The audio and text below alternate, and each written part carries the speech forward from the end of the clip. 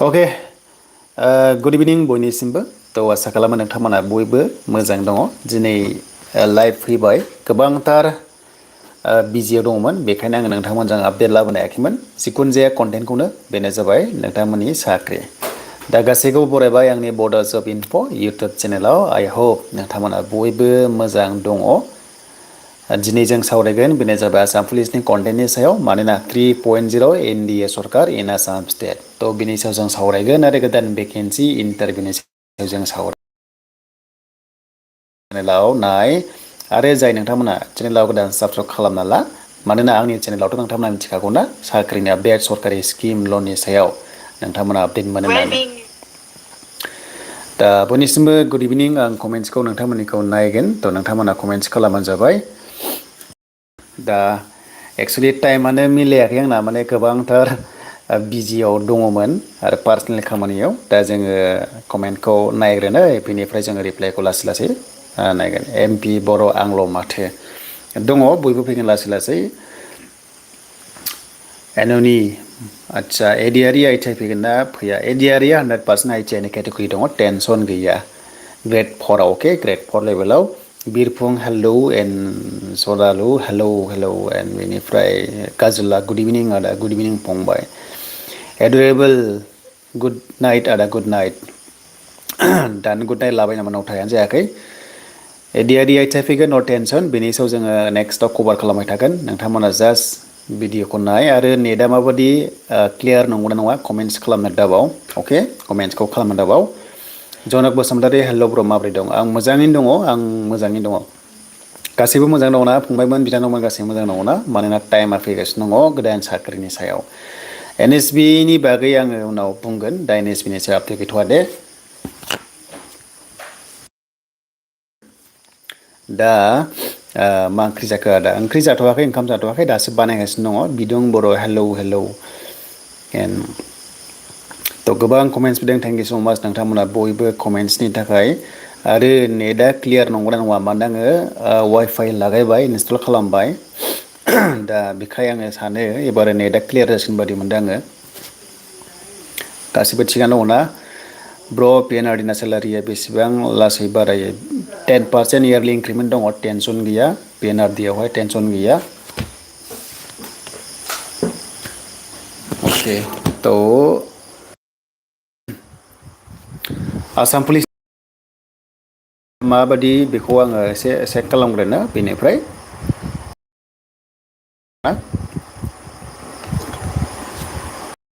एडिआरिनि सायावबो रायलायगोन दे एडिआरि सायाव रायलायगोन अके देन स्किमनि सायाव बुङोब्ला गोबांथार चेनेलाव नोंथांमोना बर'आनो जा एसामिस जा हिन्दी जा इंलिस जा गोबांथार आबां जाबां चेनेल दंसै माने फैसा मोनसिगोननो फैसा हाबसिगोन न' मोनसिगोन अरुनदयफ्रा बारायबायनो माबा माबि हेन टेन माबा माबि बुंनाय बिराद नुदों जानांगौ चेनेलाव नोंथांमोना नाथाय रियेलिटिखौ रावबो मिन्थिया आरो रियेलिटिखौ मिन्थियालासिनो आनला सानला खायसे खायसे माने भिडिअ'गासिनो दङ माने पाब्लिकआ बुहुद थारमाने नोंगौ सानो खिन्थु सामफ्रामबो अरुनदयनि आपडेट सामफ्रामबो किं फिसारनि आपडेट कन्टेन्ट लेन्स थ' रियेलिटिया जाहैबाय 21 मे हा नैबे 21 थारिख मेयाव एसेमब्लि जागोन बे 21 थारिख मेयावसो एसेमब्लियावहाय रायलायगोन मा खालामगोन मा खालामा बेनिफ्रायसो मोनसे बाजेट खालामनाय जायो अके माने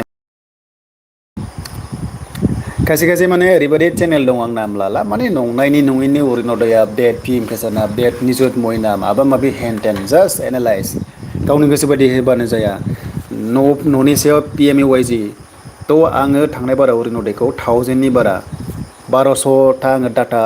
आपल'ड खालामनो मोन्दोंमोन दा जोंसो मिन्थियो अफिसियेल खामानिखौ खिन्थु खायसे खायसे माने मिन्थिया ओरैनो भिडिअ खालामनो जाया अके थ' बिनि सायाव मोनसेल' आं क्लियार खालामगोन 21 मेयावहाय आसाम एसेमब्लि दङ दे बे 21 मे खालि 21 थारिख मे खालि एसेमब्लि जिरायगोन आसामाव दिसपुराव बेनिफ्रायसो माखासे थांखि लागोन थ' बेनिफ्राय थांखि लानानैसो बाजेट खालाम दा मामाया बुंदों माखासे रां दाहार लानानैसो नेक्स्टआव माने फैगौ समाव खामानि मावनो नागिरदों दा बेखायनो बाजेट गैथ'आ अरुनदय 3000 मोनगोननो मा मोनगोननो बेफोरखौ दोनथ'थार अके डास्टबिनाव दोनथ'दा नेक्स्टआव लासै लासै जालांबाय थागोन आरो पि एम इउ वाइ जिनि दा आइडियानो फैयाखै बोरै न' मोननो आइडि फैग्रोनांगोन गोजौ लेभेलनिफ्राय पि एन आर डि निफ्राय रुरेलनिया अके आरबाननिया गैथ'आ रुरेलनिया आइडि मोनग्रोनांगोन बेनिफ्रायसो प्रसेस जागोन थ' बेखौ दोनथ'बाय माने आं खोन्थादोंखि माने खायसे खायसे चेनेलाव आसामिस जा बर' जा इंलिस जा हिन्दी जा होलाबाय थादों ओरैनो आनला सानला थ' बेखौ जों इगनर खालामथ'नांगोन दायो दा जोङो सावरायनो लादों आसाम पुलिसनि सायाव अके दा बेखायनो जोङो थांगोन आसाम पुलिसनि अफिसियेल वेबसाइटआव अके आसाम पुलिसनि जोङो वेबसाइटआव दायो जों फैबाय माने आं दिनै लाइभ फैनायनि कारना बेनो लाइभआवहाय बांसिन सावरायनो मोजां जायो गोबां फंबायमोन बिनानावमोन दङ नङा होमबा आरो गोबांथार साख्रि नागिरनो आंनाव दङ नालाय चेनेलावहाय नेटआ आंना एसे प्रब्लेम जादों नामा आदसा वाइफाइ लागायलायबाय आङो नेटआ होमबाबो माने प्रब्लेम नामा प्रब्लेम नङाबाथाय थिगानो जादों माथो नै थिगानो ना नेटआ अके आसाम पुलिस होनोबा नाय आसाम पुलिसा जाहैबाय आसाम पुलिसा अलरेडि एप्लाइ जाना दङ 6000नि एसे बारा पस्टआ दङ दे 6000नि एसे बारा पस्टआ दङ दा आसाम पुलिसनि डिपार्टमेन्टआ हम एन्ड पलिटिकेल डिपार्टमेन्टआव गोग्लैयो हो आरो बिनि मेन बसआ सि एमनि आखायाव दङ दा बेखायनो सि एमआ गोबांथार नोंसिनि आसाम पुलिसखौ इन्टारेस्ट लायो मिथिबायना दा बेखायनो साख्रिया आसाम पुलिसा माने प्रसेसा थाब जायो दा आसाम पुलिस होनोबा लास्ट इयाराव माने दाख्लैनि गभमेन्टआव प्रिभियास गभमेन्टआ एप्लाइ जाखाबाय आरो बेखौ नैबे एस एल पि आर बिआ नैबे एस एल पि आर बिआ रेलिखौ नोंथांमोननिखौ लागोन अके एस आइ निफ्राय लानानै फिसा पस्ट ग्रेड फरसिम दा ग्रेड फर होनोब्ला जायफ्रा ग्रेड फराव एप्लाइ खालामदों बिसोरो फिजिकेल टेस्टबो होनाङा एगजामबो गैया मात्र मा भाइभा टेस्ट दङ आरो प्रेक्टिकेल टेस्ट दङ दा बेखायनो ग्रेड फरावबो साख्रिया जागोन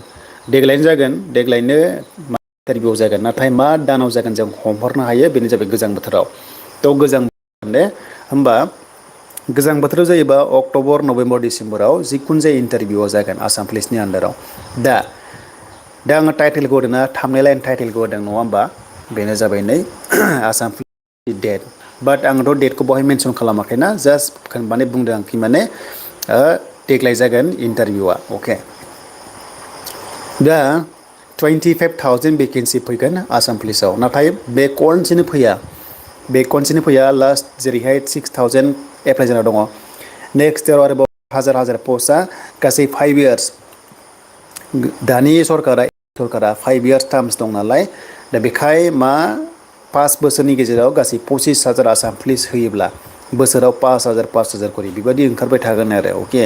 ओंखारबाय थागोन बेखायनो नार्भास जानाङा जुदि थांनाय बाराव मोनासैबा देग्लाय नाजादो आरो देग्लाय मोनाबा नेक्स्टआव नोंसोरो ट्राइ खालामनांगोन नाथाय बे बारावबो नोंथांमोना मा लानो नाजानांगोन साख्रिखौ दा जों कमेन्ट्सखौ नायोबा गोबांथार कमेन्ट्स फैयो बेनो आरो माने इन्टारभिउआ अक्ट'बर नभेम्बर डिसेम्बराव जानो थांगासिनो आसाम पुलिसा नाथाय बिनि सिगां एस आइ एगजामा जानाय मानो होनबा S I only written test first जाग्रोगोन बिनि उनावसो फिजिकेल टेस्ट जागोन देग्लाय लारि जागोन आसाम फरेस्टबो दङ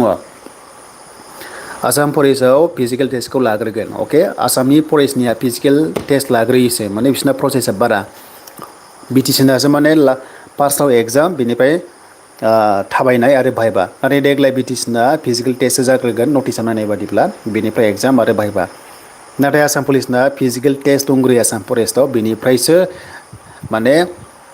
एगजाम दङ एगजाम पास जाबासो आरो थाबायबावनाय आरो लास्टआव भाइबा प्रसेसआनो बिसोरना लं प्रसेस मोनब्रै जागोन स्टेजआ दा आसाम पुलिसनि आन्दाराव थागोन ग्रेड 4 थाबाय बिनि सबसे फिसासिन पस्ट ग्रेड 4 थाबाय कनस्टेबल एबिइउबि थाबाय बेनिफ्राय जेल वार्डार थाबाय बेनिफ्राय एपिआरअ थाहैबाय एसआइ थाबाय एसआइ एबिइउबि थाबाय एबि कामान्ड' थाबाय एबिएसआइ थाबाय बे गासैबो एसएलपिआरबिआ देग्लायनो कन्डाक्ट खालामनानै 2027आव नोंथांमोना बैसागुनि सिगां एपइन्टमेन्ट लेटारखौ मोननाय चान्सआ दङ 2027आव थांगोन आरो मोनसे मोजां खबरा बेनो सिएमआ मोनसे साख्रिनि सायाव सिलेक्सन कमिटि दाहोदों बेनो जाबाय स्पेशेल टास्क फर्स STF स्पेशेल टास्क फर्सआ माने उइदिन 3 मान्थ्स माने 90 डेज लादों आरो 90 डेज टाइमनि गेजेराव डिपार्टमेन्टेल वाइज बेसेबां पस्टआ दंबा आसाम पुलिसाव बायद' बहा मा पस्ट दङ बेखौ 3 मासनि गेजेराव रिपर्टखौ होनांगौ बे स्पेशेल टास्क फर्सआ बिसोर साख्रिखौहाय माने रिपर्टखौ लादों आरो मा डिपार्टमेन्टआव बेसेबां पस्टआ दङ थिग बेबादिनो आसाम पुलिसाव पस्टआ दङबा कामान्ड' पस्टआ बारायगोन कामान्ड' पस्टखौ बारायगोन ना बाराया गोबांथार फंबाय बिनानावमोना सोंदों ना येस कामान्ड' पस्टआ बारायगोन अके कामान्ड' पस्ट बारायगोन नोंथांमोना माने कामान्ड' पस्टआव मोजां इन्टारभिउखौ होबानो जाबाय बारायगोन आसाम पुलिसनि पस्टआ बारायगोन मानोना दा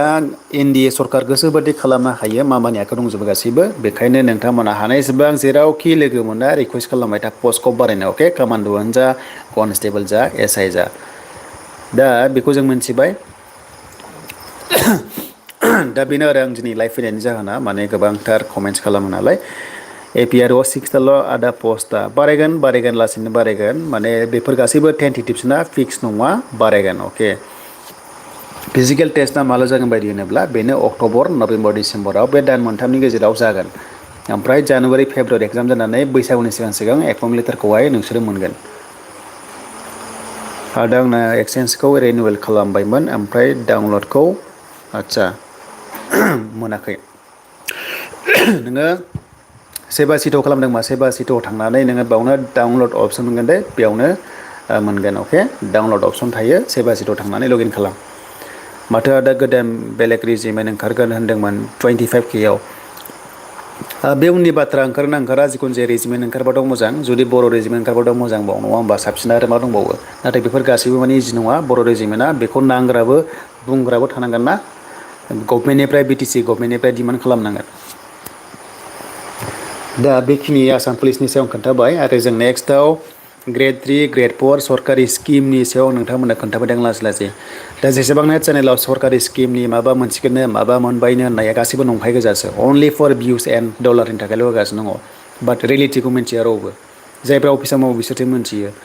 थांनोबा राव अरुनदयनि गोबां प्रब्लेम जादोंमोन ना बे गासैबो माने माखासे इनइलिजिबोलावबो मोनाखै माने इलिजिबोल नङा बेनिफिसारिया प्लास न'खरसेयावनो रेसन कार्ड गांसेयावनो साथाम साब्रै एप्लाइ खालामनायावहाय दाननांगौ जादों सोरखौबा बिहामजाबो रेसन कार्ड गांसेयावनो खालामदों बिखुनजाबो गांसे रेसन कार्डआवनो खालामदों नाथाय बांसिन प्रायरिटि हिसाबै बिखुनजाखौहाय प्रेफारेन्सखौ होनाय जादोंमोन आरो मानो होनोबा रेसन कार्ड गांसेयाव सासेल' मोनो दा बेखौहाय खायसे न'खराव सानै मोनो मायोबो होननो हागौ नाथाय नङा न'खराव अनलि सासे माने गांसे रेसन कार्डजों मोनसे अरुनदय मोननो हायो आरो अरुनदयआ दा माला मोनगोन 10 थारिखआव जिखुनु जाया 10 थारिखआव मोनोमोन नालाय बे 10 थारिखआव मोनो होननानै दा नेक्स्टआव मोननाय नङा मानोना बाजेटआनो जायाखै बाजेटखौ बानायगोन दा फाइनान्स डिपार्टमेन्टनि मिनिस्टारानो गैथ'वा अके थ' फाइनान्स डिपार्टमेन्टनि मिनिस्टार फैबासो नोंसोरनि निजुत मयना अरुनदय CM ट्रिपोल ए मा स्किम दंमोन ना बेयो बाजेट जागोन फाइनान्स मिनिस्टारखौ दा दायथ'खौ होनाय जाथ'वाखै अके थ' बेखायनो दा अरुनदय होनबाबो जिखुनु जाया फैसानि खोथा होनबानो दा गासिबो गैथ'वा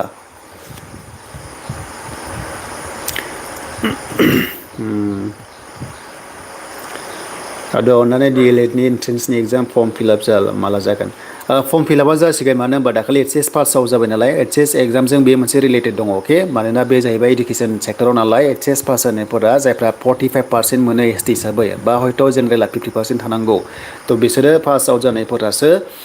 एन्ट्रेन्सखौ होनो मोनो नालाय दा बेखायनो नैबे जुन जुलाइआव 100% DLEDआ जागोन अके जुन आरो जुलाइआव जायो बे जिनिसा मिथिबायना ओमफ्राय आगष्ट सेप्तेम्बराव एडमिसना जायो बेखौ होयोब्ला आं खोन्थागोन टेनसन गैया नोंथांमोना नायबाय थाबानो जाबाय स्पेशेल टेट माला जानो हागौ स्पेशेल टेटआबो नै माने इडुकेसननि जेनाखि इडुकेसननि मिनिस्टारखौ होथ'नाय जायाखै दासिमबो बेखायनो स्पेशेल टेटआ जाथ'वा जेब्ला इडुकेसननि मिनिस्टारा डोन्ट स्पिकआव थाफिनगोन अब्ला थाब प्रसेसा जागोन जायखिजाया जुलाइआव जों एक्सपेक्ट खालामनो हायो जुन लास्ट उइक नङाबा जुलाइआव जों स्पेशेल टेटखौहाय एक्सपेक्ट खालामनो हायो मानोना सिमा बुंखादों इडुकेसन सेक्टराव गासै 50,000 प्लास माने भेकेन्सि दङ इनक्लुडिं GT/PGT इनिफ्राय LP UPखौ लानानै दा बेखायनो बेखौबो बुंदों माने 30 मेनि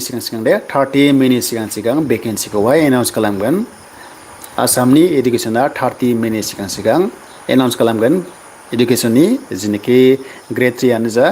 टिचिंआनो जा बेखौ आरो ओमफ्राय 30 तारिख मेनि सिगां इडुकेसननि मिनिस्टाराबो मोनगोन आरो सोरबा डोन्ट स्पिकआनो मोननो हागौ मानोना बिथाङा नायबाय थादोंमोन नालाय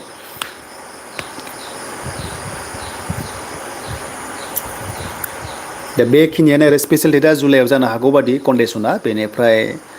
भेकेन्सिया दङ गोबां दङ बर' मिडियामनि थाखायबो स्पेशेल टेट नालाय बियो आरो बेखौ आबसुनिफ्राय बर' साहित्यसनिफ्राय गोबांथार डिमान्ड खालामदोंमोन बियो साक्सेस जादों आरो जोबोर बाख्नायथाव आरो मोनसे मोजां बाख्नायथाव बेनोबाव आबसु आरो लोगोसे बर' साहित्य सभा नाजानायावहाय सि टेटआवहाय बर' साबजेक्ट हाबबाय सि टेट माने बर' साबजेक्टनि मोनबाय प्लास सेन्ट्रेल स्कुलाव बर' साबजेक्टआ एड जाबाय MIL हिसाबै अब्ला बेनिफ्राय गोजोनथाव बाथ्रा मा दंबावो जोबोर मोजां बेखायनो एबारो सबसे फार्स्ट बेट्स हिसाबै ना बि टि सि नि आन्दाराव जेनाखि सेन्ट्रेल स्कुल्स दङ लाइक केन्द्र बिद्दालिया बेनिफ्राय नबदियाफोर दङ बेफोराव माने बर' मिडियामनि थाखाय बर' पस्ट मास्टार पस्ट ओरैबादि बुरजा दङ होनना आं खोनादों आरो दंखायो मानोना फार्स्ट टाइम नालाय बेखायनो सि टेट पास जानायफोरा एबारो बिराद मोजां चान्स मोनगोन आरो एबारो सेन्ट्रेल स्कुलाव आरो सेलारिया हाबजेनायावनो 45,000+ मोनगोन आरो 45,000+ सेलेरि मोनगोन एल पि स्कुलाव इउ पि स्कुलाव आरो जि टि पि जि बहुद बाथ्रा आरो बेनो आरो नबदैया बेनिफ्राय सेन्ट्रेल स्कुलाव जुदि साख्रि मोनोबा मोजां नाथाय स्ट्रिक जायो माखासे हलिडेया खम थायो सेन्ट्रेल नालाय बाट अब्लाबो माने मोजां बि टि सि आवनो पस्टखौ मोनगोन नालाय पस्टिं जागोन आरो आसाम पुलिसनि आपडेट लाबाय था आसाम पुलिसनि येस मुलुगमा बड' लाबोगोन 100% नैबे बड' जब इनफ इउटुब चेनेलाव आसाम पुलिसनिफ्राय लानानै ग्रेड 3 ग्रेड 4 सरकारि स्किम ल'नि सायाव नोंथांमोना आपडेटखौ मोनबाय थानो हागोन मिनिया बुंदों कमान्ड' निउ रिक्रुटमेन्ट माब्लासो आलदा आदसा बेयो अलरेडि एप्लाइ जाखाबाय इन्टारभिउल' जानांसिगौ दे नेक्स्टआव आरो फैयोब्ला मोनगोन गाजोला बुंदों आं नबदैयाव फरायनाय आदा आदसा मोजां जोबोर मोजां पास आउट जाबायना अके पार्सेन्टफ्रा मोजां सि बि एस इ निफ्राय मोजां मोनो पार्सेन्टफोरा दाख्लि सासे जोंनि खाथियाव 96% मोननाय दंमोन एइच एस एल सि आवहाय बाट सेबा मोनबा माने गोबांथार फेमास जागौमोन एक्सुवेलि बाट सि बि एस इ आव एसे बिदिनो जायो नङा होमबा दा बेखिनियानो दिनैनि लाइभ स्ट्रिमा नैबे S L P R B आवहाय नोंथांमोना टाच थाबाय दा मानोना बे मोनसे S L P R B आ कम्पानि माने टेन्डार लायो रेलिखौहाय आरो आसाम पुलिसनिखौहाय बिथांमोना डिल खालामो